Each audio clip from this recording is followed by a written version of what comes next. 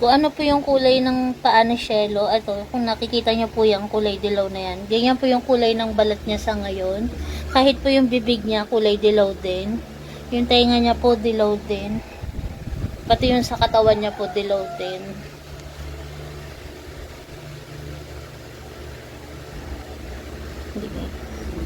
Mabalahibo lang po kasi si Shelo. Ayan, kung mapapansin niyo po yung ulo ni Shelo. Ayan, madilaw po yung ulo niya. Ayan, yung bibig niya po kulay dilaw din. Yung mga si Shelo ko, baby.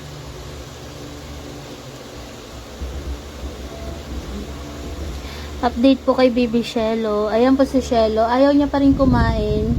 Bali, 4 speed pa rin po yung ginagawa ko sa kanya. Ayan po si Shelo.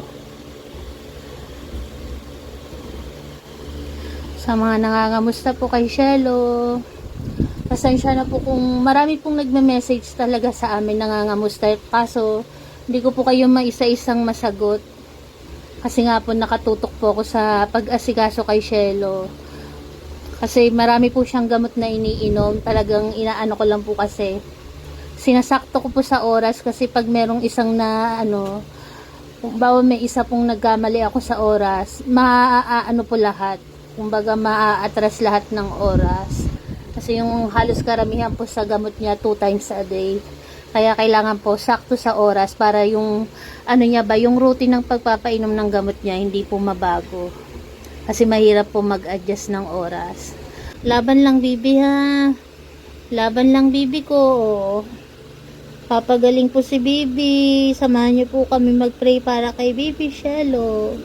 Kasi paglipat namin, magiging masaya pa po si Shelo doon.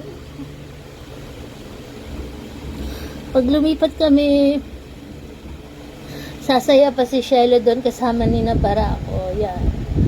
Diba, Bibi? Palakas, Bibi ko, ha? Marami nagmamahal dyan kay Shelo ko ngayon. Marami nagpe-pray. Kaya magpalakas ka, Shelo, ha?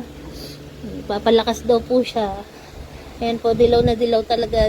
Hanggang ngayon po, dilaw na dilaw yung kanyang katawan.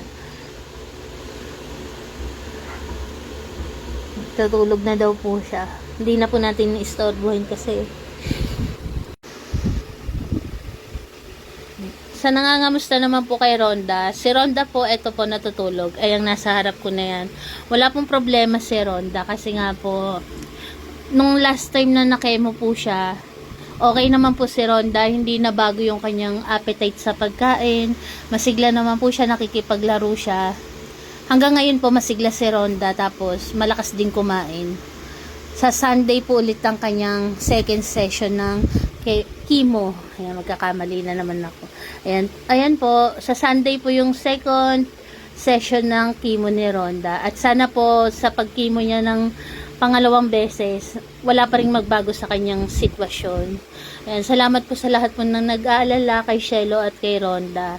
Kay Rhonda po, okay po si Rhonda. Si Shelo po hanggang ngayon, di pa po natin masabi kung kamusta po si Shelo.